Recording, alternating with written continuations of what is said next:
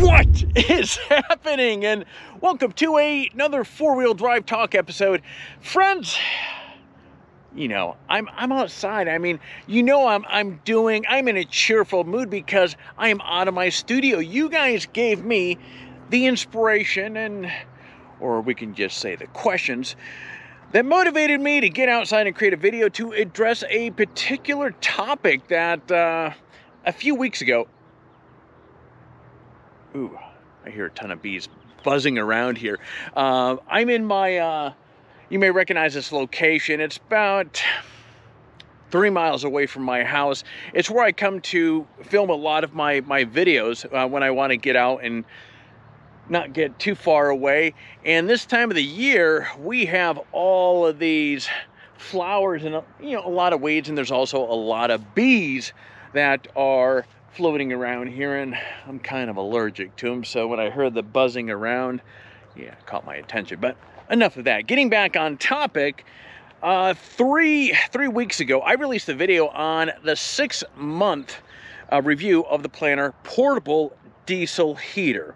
Now, that opened up a handful of questions from a lot of you with regards to, well, Alex, don't you have one mounted in the nose of your Turtleback? Well, actually, I do. And that led into why did I need 2 of them? And then leading to which would I ultimately recommend. So I grabbed my Turtleback Expedition trailer, and as you can see in the back of the truck, I grabbed the portable diesel heater, and that's what we're going to be addressing in today's video. We're going to be addressing which do I ultimately recommend, because the chicken come before the egg, however that phrase goes. But anyways, the one that was mounted in the Turtleback was technically there first. So today there's definitely pros and cons to both of these, and I'm going to address them with you here today. But before we get into all of that, if you could do me a big favor and smash the hell out of that like button, it really does help out the channel and tells YouTube's algorithm that this video was helpful, and YouTube's then going to do what it needs to in getting the video more out there. So that said, my friends, pull up a seat in. Let's go.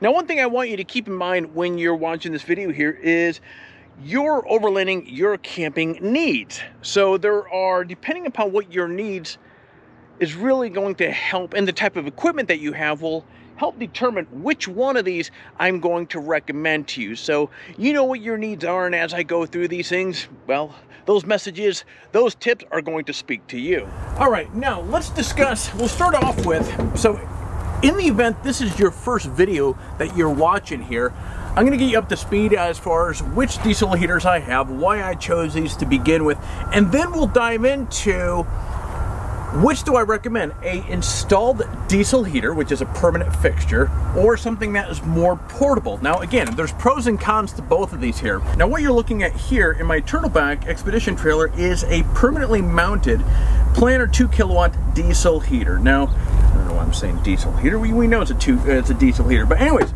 it's a 2 kilowatt Planar diesel heater. It is permanently mounted. There's a L bracket that is, as you can see, the 4 screws out here, and it's holding it up in place there. I have my air intake right here in my exhaust going through the hole of the nose of my Expedition trailer, and pardon the wires, these are all the wires for this. One is my power, and then the other is the touchscreen thermostat, which of course is not on right now. Now what happens is when I get to location, this pipe right here goes through that hole right there, and then it just mounts onto right here. Now the other end of the pipe is then routed up into my tent. And that's the basic setup with this here. As you can see here, I have my fuel canister on the side. Yes, I know diesel is yellow, and I do own a yellow diesel canister, but well, my trailer is mainly red, and so I went with, seeing that I'm the only one that's going to be filling this full of fuel to begin with, I went with my red Rotopack, so it's all matches. I know, okay. So the fuel line comes in, routes over there. So yeah, as you can see, while this is a permanent fixture in my trailer here, this doesn't take up a lot of real estate. Nothing's hanging off the side to begin with, so this is, you know, this makes no difference to me where this is located. And as you can see, in terms of what's actually in here, I don't lose that much space in the nose of my trailer. So it fits really nice, even in seasons when I don't need it. That said, now during the summer months, I don't bring that hose with me because there's no sense in having that all coiled up in here and so forth. So that will stay in my storage unit. So that's that. Now, with regards to, let's talk about the fixed unit here, the installed unit. The advantages to this here, it's always there, it's small, it doesn't take up space, and it just works really well. Now also, what I can do, which I haven't done yet, now this heater is more than plenty. All the rooftop tents that I've had on the top of my Turtleback trailer here, that little heater right there has done a great job. You have the thermostat, as I shared with you a moment ago. It has a digital display on it. You set it to the temperature that you want, or you can put it into more of a manual mode, and off it goes. So it's been more than plenty of powerful. So one of the things that I could do, because oftentimes I'll go off and I may have friends join on my little expeditions and this and that, I can get a Y adapter and send heat up into my tent and send another hose off into somebody that would have to be relatively close proximity to where the nose of my trailer is to heat their tent up. So, but again, it's a fixed unit, so you're kind of limited to what you heat being close by. One thing I do want to point out, now this is a high temperature silicone hose, automotive hose that I picked up off of Amazon. Now, one of the things that I will do next winter season is, even though this is only heading up maybe 4 feet, in colder weather, I really should, and that's what I'll do next year, is get a insulated line, because you do lose a bit of heat as it's transferring from the diesel heater up through the hose up into the tent. And that's because the line is not insulated. Now let's talk about the beast, the yellow beast here. Now this thing I absolutely love. Now, I had this installed before I picked up the 4 kilowatt. This is obviously made by the same company, Planar. These guys are up in Canada. Now this one is double the size of this one. This is a 4 kilowatt. Now one thing I do want to point out here, regardless which diesel heater that you pick up, there's a few things that you need to keep in mind. And if you've not watched the video that I launched a few weeks ago, which was the 6-month review of this thing, I gave some tips on important tips with regards to operating a diesel heater. And I'll address a couple of them right now. The big one here is the type of fuel that you use. You want to use a good diesel or a good K1 kerosene. Super important. Don't go using any of the alternatives, because I can talk from experience, you may run into some problems for whatever reason. So there's a kerosene substitute that I'm running in the 2 kilowatt, and it just runs fine. For a little while, I was trying to run that same kerosene substitute inside the 4 kilowatt, and because there's different requirements for this machine to run properly, it wouldn't burn it. And that leads into, if you do decide, like if you get a 2 kilowatt, you always test, regardless whether you get a 2 kilowatt or 4 kilowatt, whether you get a portable or you get a fixed unit, before you go heading out, test it at your home. So therefore, you're now not out in the middle of the sticks trying to get heat going and it's not working because you didn't properly test it out. That's super important.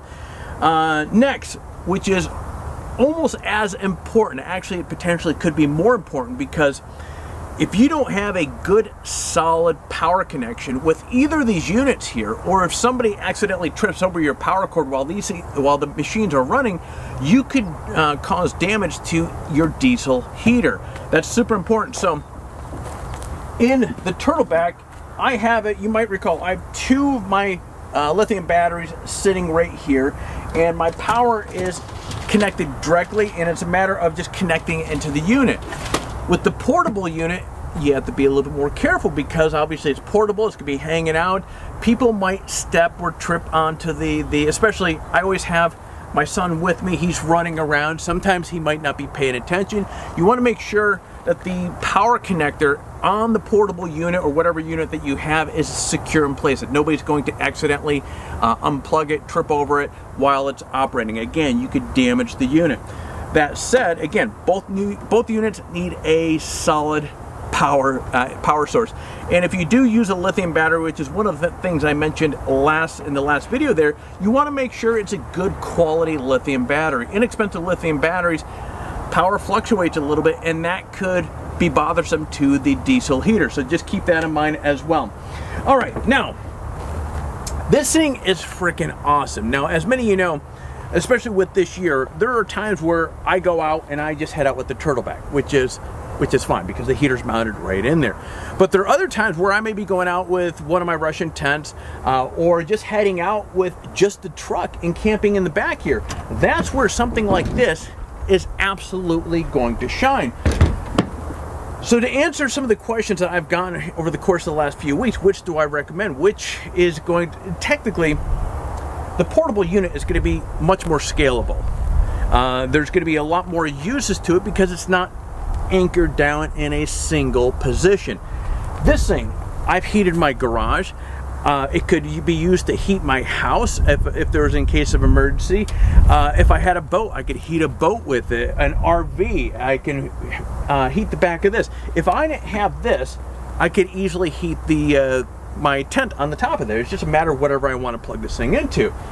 So this is a lot more scalable, it's a lot more portable. Now the negative to this, if you're asking in terms of if you're limited in space with what you're or how you're heading out, as you saw with the fixed unit here, my application, this doesn't take up hardly any space. Now while this is small for what it is, this does take up a little bit of space inside the back of my vehicle. But little space, but it has a big payload as far as what this thing delivers. Now this thing is, I will play show and tell a little bit with this here. So like this one, you have all the wiring harnesses, you have all the good stuff that you need. You have your thermostat. Now this is more of an analog thermostat, but if you plan to be doing a lot of tent camping, if you have a boat, an RV, a garage, a workshop that would benefit from having a little added heat or the ability to heat it during winter, colder months, then I'm going to recommend the portable unit because it just really, there's a lot more use case with it. Now, you could argue that, well, Alex, you could pull your trailer up next to your garage and run a hose in there. Yes, you're right, you could do that. You're not getting this on a boat, so you can't do that, but it can be parked next to an RV if you needed to power or heat a RV with it. But it is not, from a convenience standpoint, this thing really tips the scales on all those areas. Now, that said, this is nearly double the cost, so that's something you're gonna have to factor in budget-wise. But, so if I were to go back, would I change anything? I think at the end of the day, I like the unit permanently in here because there's times where I don't want to carry this around with me, but when I go out with my tent camping, hell yeah, this thing is a absolute rock star. We had it heating up the Russian Bear up a Big Bear a few weeks back, and that thing really did a great job, and it's very quiet as well. Now, so with this one, you have this big old hose here. It's actually, again, getting onto location and getting set up is actually quite easy. You would lock that in, which I didn't tighten it, so this is probably gonna fall up here during the demonstration. And you would just simply route this inside your tent, boat, RV, whatnot. Wherever you put this, though, it's super important that the exhaust, and it goes the same with either of these units, make sure that you have the exhaust away from anybody that's possibly going to be huffing this in. If you're putting this, you know, heating up a boat, an RV, your garage, make sure the unit is outside and away from airflow that's going to be coming inside where you're going to be at. That said, I knew that was going to fall off. I called it. Anyways, so you route that in, you get a good solid power connection, and off to the races you go. So I'll leave you off on that. If you are looking for a more scalable and you have more applications where you might want to be able to heat, the portable unit is the way to go.